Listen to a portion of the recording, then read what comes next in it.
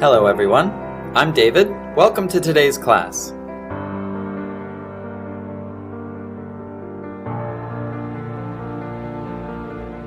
For thousands of years, humans have been searching for the gateway to immortality, or eternal life.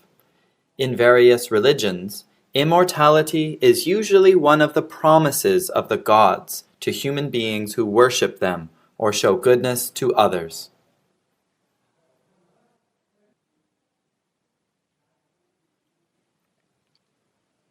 Scientists, futurists, and philosophers have developed theories on having an immortal human body. Some suggest that human immortality may be achievable in the first half of the 21st century. Others believe that life extension is a more achievable goal in the short term, while immortality still needs much more research. So today, let's dig deep into the prospects for human immortality.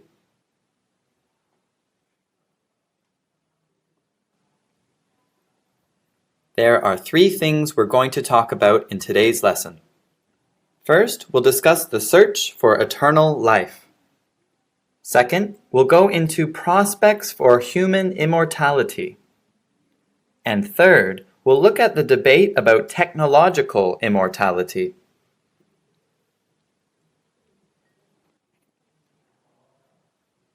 Since the beginning of human history, mortals have longed to escape their mortality in the hope of eternal life. In ancient Greek writings, mortals is basically a synonym for men, contrasting them with the envied, ageless immortality of the gods.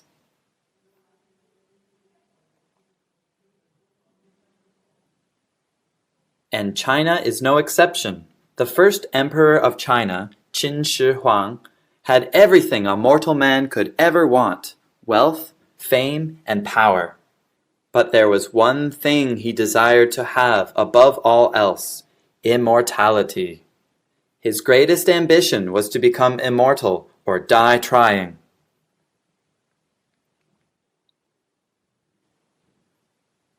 He consulted alchemists to help him find the secret. In China, the alchemist's job was to create a magic medicine that could cure any disease and stop the aging process.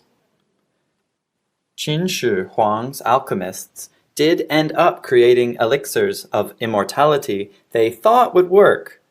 The main ingredient in these elixirs was mercury. They thought that the uniqueness of mercury could be the key to eternal life. The emperor gladly and religiously took the elixir, hoping that it would fulfill his greatest desire. He ended up dying only at the age of 49. If he hadn't taken the elixir, he would most likely have lived longer. Ironically, his quest for immortality led to his death.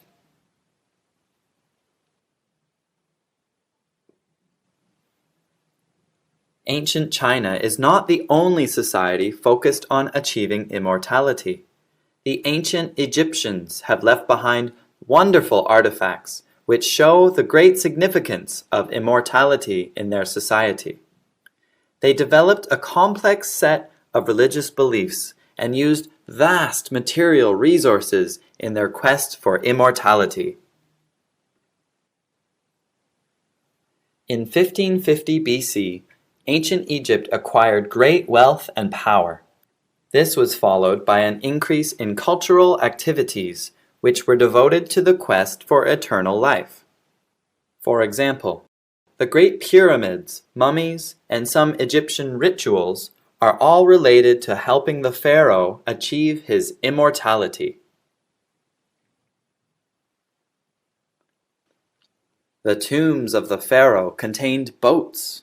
It was believed that a deceased pharaoh would descend into the underworld and ride a solar boat to the sun to unite with the sun god Ra. The story is painted on the walls of the tomb.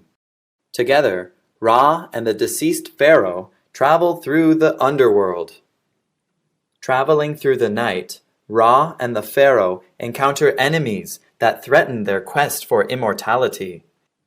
But with the help of the gods, Ra and the pharaoh unite and become one at midnight. Then he is given the strength to overcome anything that remains in his path. This journey is a metaphor for immortality sought by all Egyptians.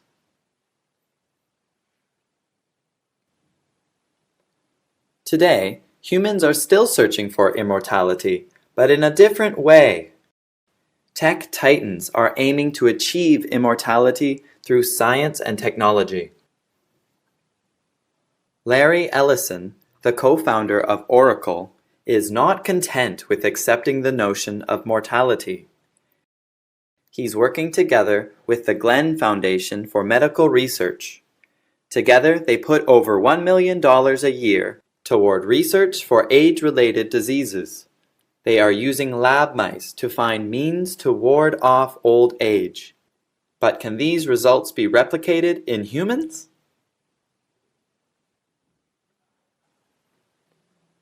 The Russian internet godfather, Dmitry Itskov, believes that he'll be able to give humans the ability to live forever. By 2045, Itskov hopes to create technology in which a person's consciousness can be transferred into hologram-like avatars. The idea might not be possible now, but it may be possible in the near future.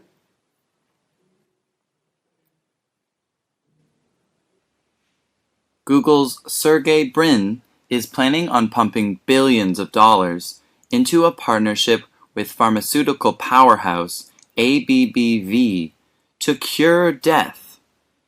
He is working with a mutation of the LRRK2 gene that is associated with a higher risk of Parkinson's disease. He firmly believes the new approach could be transformational. Some people may be skeptical of the ideas these tech titans have. Perhaps they're just too sci-fi to ever be real. So how might scientists actually make someone immortal? What exact methods will be put into practice? One of these methods is using life-extending substances. There are some known natural and artificial chemicals that may increase the life expectancy of a person, such as telomerase. Telomerase is a naturally forming enzyme which helps maintain the protective caps at the ends of chromosomes.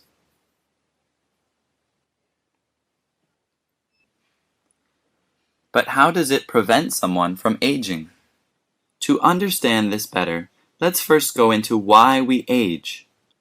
The DNA damage theory of aging states that the main cause of aging is the accumulation of DNA damage.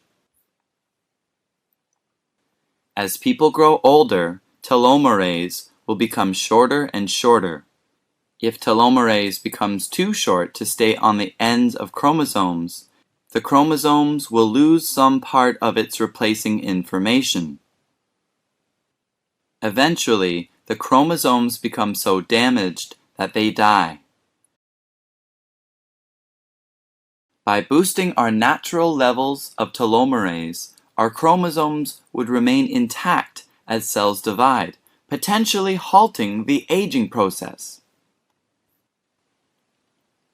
Researchers at the Spanish National Cancer Center tested this theory on mice. It was found that mice which were genetically engineered to produce 10 times the normal levels of telomerase lived 50% longer. The question remains whether or not this research can be applied to humans. Another method is cryonics. Cryonics is the practice of preserving a deceased body, or sometimes just the brain, so it can be revived in the future. To do this, corpses are stored at very cold temperatures, usually negative 196 degrees Celsius. At this temperature, metabolism and decay are almost completely stopped. This can be used for those who believe that life extension technologies will not develop sufficiently within their lifetime.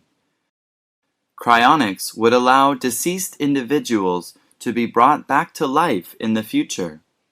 After cures to the patient's diseases have been discovered and aging is reversible, the individual can be brought back to life. Modern cryonics procedures use a process called vitrification. Rather than freezing the body, it becomes glass-like as it is brought to low temperatures. This process helps reduce the risk of cell damage, since ice crystals at low temperatures can damage the structure of cells.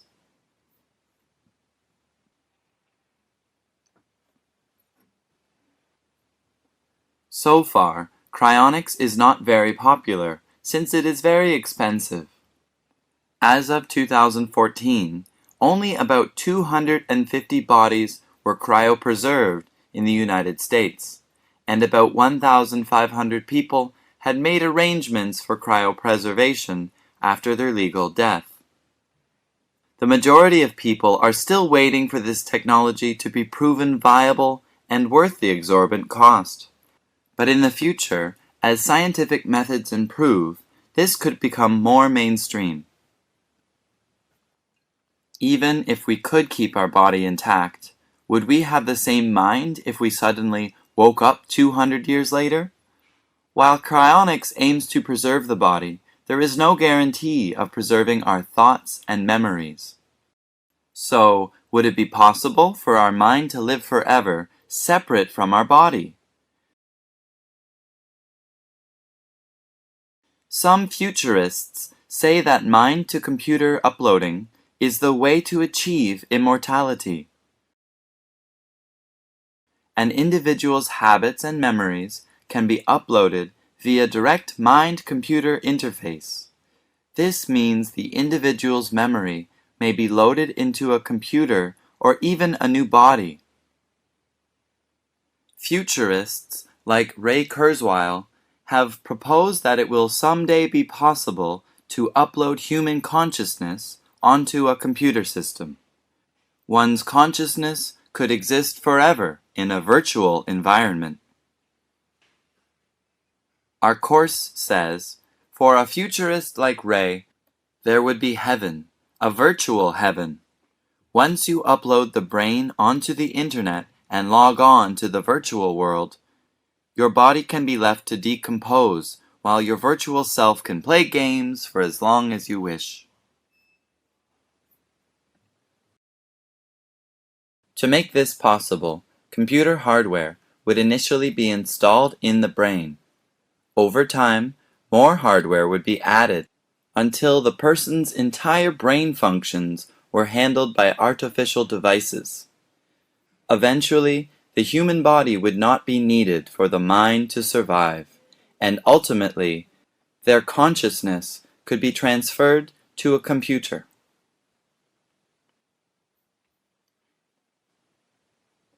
Another possibility for mind-to-computer uploading is to perform a detailed scan of an individual's original brain.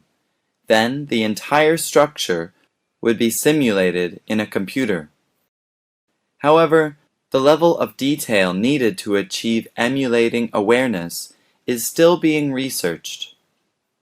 If it does happen, people who have uploaded their mind could then be considered immortal, unless, of course, the machines that maintain them are destroyed.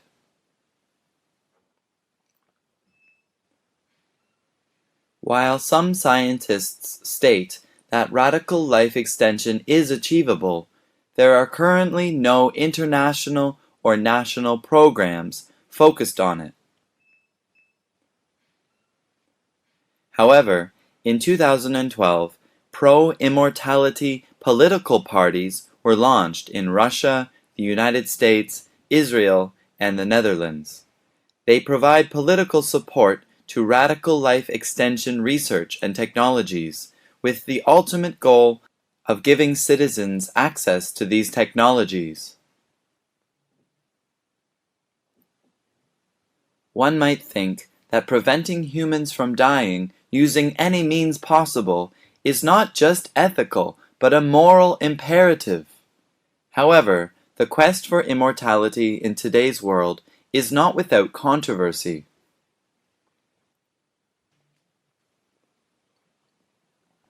The possibility of immortality has raised a host of medical, philosophical, religious, and ethical issues. Most scientists agree that life extension technology will likely be very expensive when first developed. Therefore, only a handful of wealthy elites will be able to afford it. From this, the social disparities between the rich and poor could become even greater. The wealthy few who could afford the technology would have significantly longer lives and more opportunities to gain greater wealth and power. But some experts argue that even if only the rich would have access to life extension technology, it is not a good reason to ban it. That's because, first of all, denying life treatments to the rich will not help save the poor. Second, new technologies are often expensive at first, but they will become cheaper and more widely available as time goes by. Therefore, even if these technologies are only available to the rich at first, it might be the only way for the poor to have access to them down the line. A short-term injustice may be necessary to move on to a position where greater justice can be done.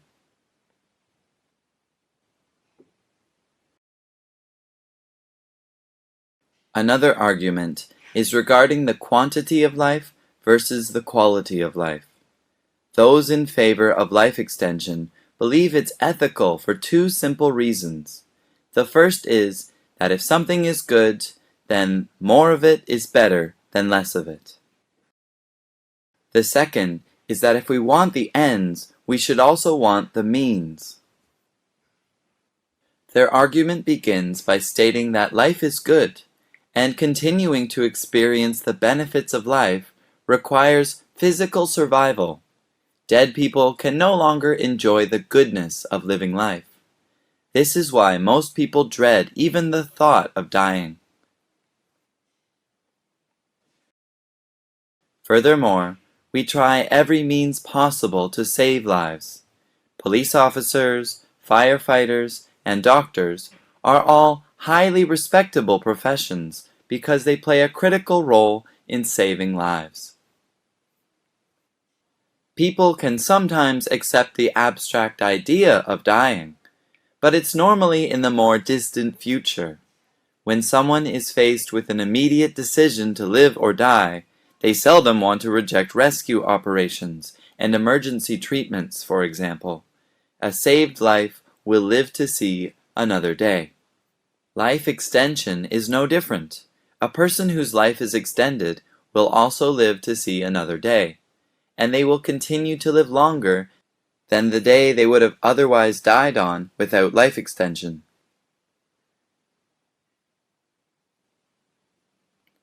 The day they will die is an unspecified day in the future. Most likely, that person will be as reluctant to die then as they would now. Life extension is about saving lives. Therefore, it should be given the same priority that rescue operations and emergency treatments have.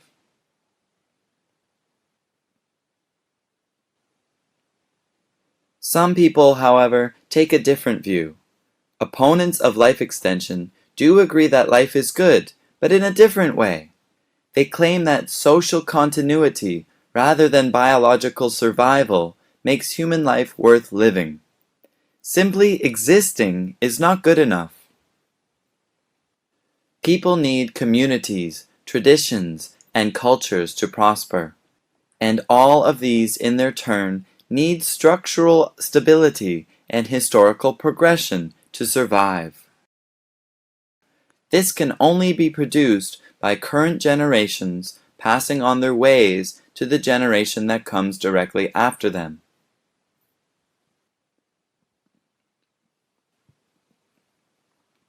If people live for 1,000 years, they will not hand down their position and community to their children. This will interrupt traditions and their connectedness between family members. This could lead to the demise of society as we know it. Another factor is the effect mortality has on our interest and engagement with life. Being mortal makes us treasure and appreciate everything that life brings. Spending our time doing things in life contributes to our sense of accomplishment and meaningfulness. Technology that slows aging would disrupt nature, time, and maturity.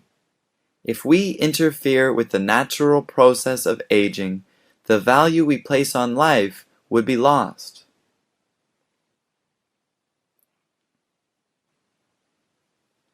Perhaps aging and a limited lifespan give us a sense of meaning to life that we might not have otherwise.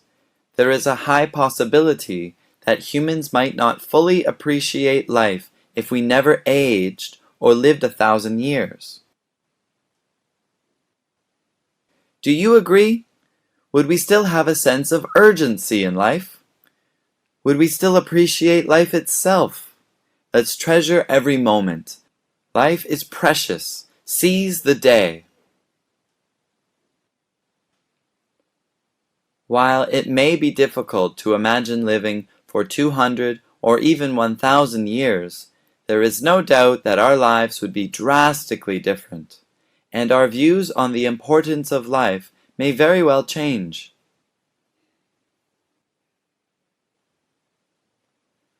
Let's quickly review what we learned today. First, we discussed the search for eternal life.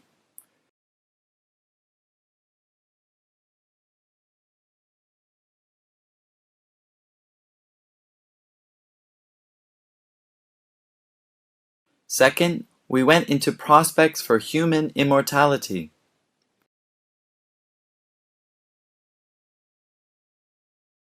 And third, we looked at the debate about technological immortality. The quest for immortality is one humans have been trying to achieve for millennia. Perhaps we will succeed where our predecessors had failed, or perhaps we will follow in their footsteps and remain mortal after all. Whatever the outcome, let us never forget, life is precious. Treasure it. Alright, that's it for today's class. I hope you enjoyed it. See you next time. Goodbye.